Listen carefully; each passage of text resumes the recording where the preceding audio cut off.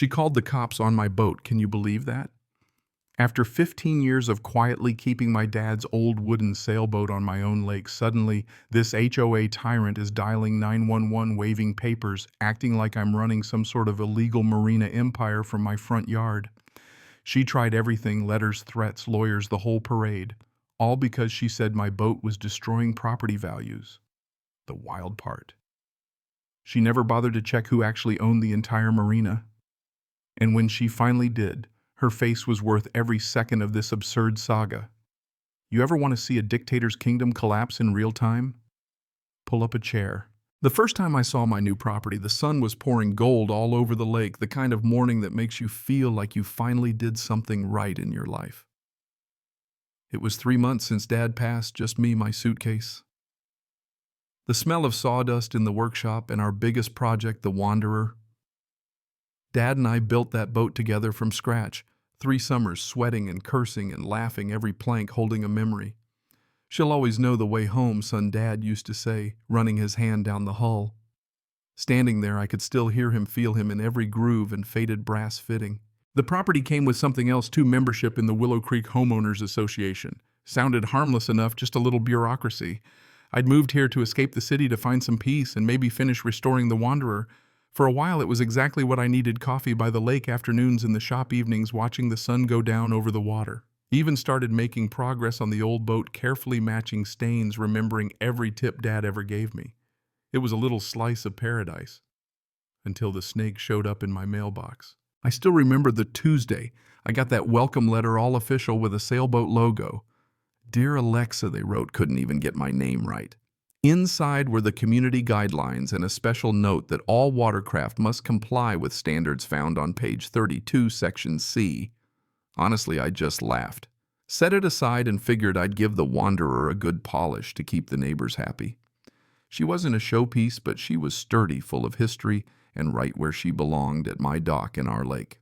But that night, sitting on the Wanderer's deck with a beer under the stars, I had no idea I'd just fired the first shot in a war. 3 days later, everything changed. Came home from the hardware store to find a 6-inch scratch, deliberate ugly cut, straight through the Wanderer's painted name.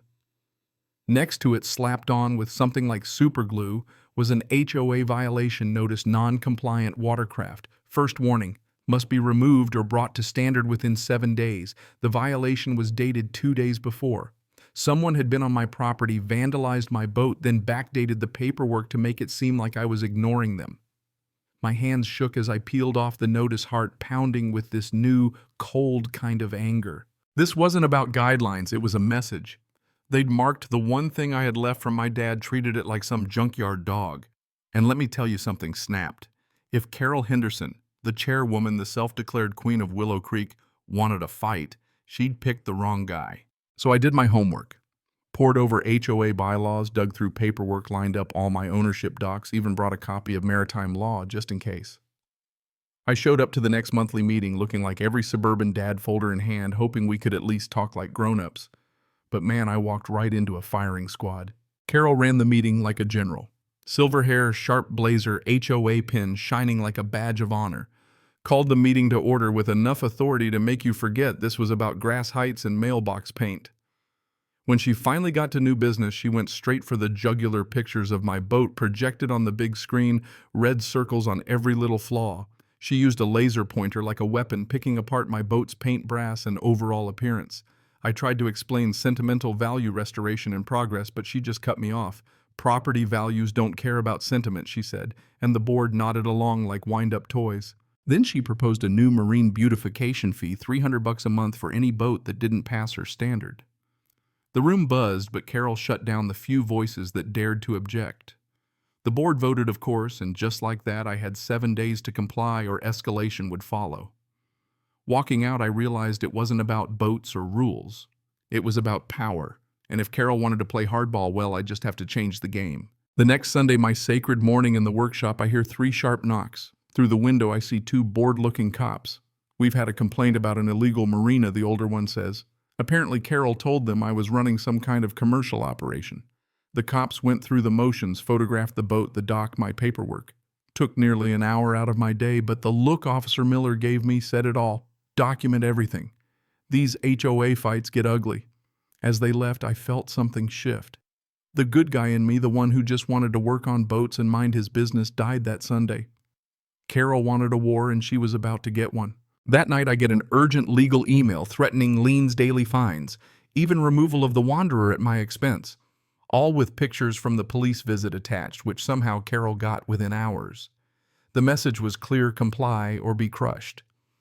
But sitting there in the dark, I remember Dad's old chess lessons. When they think they've got you cornered, that's when you change the game.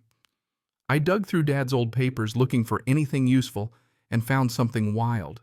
A legal easement granting perpetual access to the marina signed decades ago. But it got even better. My property, thanks to Dad's deal, actually controlled the main legal entrance to the entire marina. If you wanted to operate it, you needed my land. Called up Sarah Winters, the sharpest real estate lawyer I know. She nearly spit out her coffee when she saw the document. You don't just have access, Alex. You hold the keys to the whole operation. Without your cooperation, nobody can legally run the marina. Turns out the place had been for sale for months, owner desperate. So I moved fast. Quietly set up an LLC, looped in my cousin in commercial real estate, and we bought the damn marina before Carol even knew what hit her. Meanwhile, I played the part, attending meetings, nodding politely, submitting fake renovation plans, even asking Carol's advice on approved paint colors. She strutted around convinced she'd won, even wrote up a community newsletter full of not-so-subtle jabs about upholding standards. Little did she know she was planning her own downfall. Then came the annual Willow Creek Fall Festival, Carol's big moment. She'd planned it like a coronation with banners, speeches, awards, and the whole town gathered at the pavilion by the lake. That morning, as residents tried to launch their boats at the marina, they found brand new signs, under new management, access by membership only.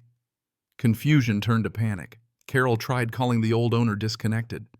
Marched down with her board in tow, only to come back sweating, face pale as a ghost. Enter Sarah, powersuit on, walking up to the mic and handing Carol a legal notice in front of everyone. Wanderer Holdings, LLC is the new owner of Willow Creek Marina. Effective immediately, all access goes through us. The crowd went dead silent. Carol tried to object, blustering about HOA rights, but Sarah was ready. You waived the right of first refusal years ago. My client now controls all legal access. Then she dropped the kicker, and any attempt to restrict his boat will be considered interference with commercial maritime operations.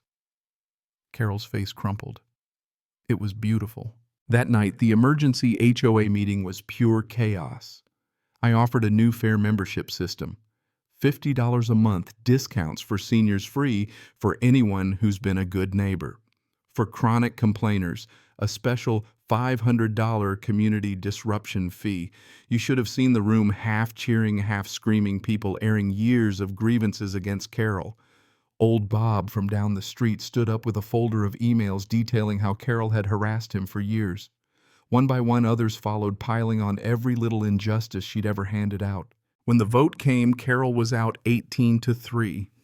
Then Sarah served her a formal notice, banned from marina property for harassment. In a lakeside town that's social exile. Within a month, a for sale sign went up in her yard. She couldn't even look the neighbors in the eye. The house sold to a family with a big, ugly bass boat, probably Carol's worst nightmare. Now the marina's thriving. Bob's my dockmaster. We've got boat co-ops, free days for kids' community events that actually bring people together. The HOA rulebook is a pamphlet. People smile and wave. And the Wanderer, with her battle scars, sits proudly at her slip, living proof that sometimes the best revenge isn't a fight, it's building something better. I know there are Carols in every neighborhood, folks, who forget neighbors are supposed to help each other, not boss each other around. You ever deal with one? Drop your story below. I read every single comment, and trust me, if you ever find yourself at Willow Creek Marina, the first sunset sails on me, especially for survivors of HOA wars. May your boats be ugly, your neighbors be kind, and your HOAs mind their own damn business. And if they don't, well, you know what to do.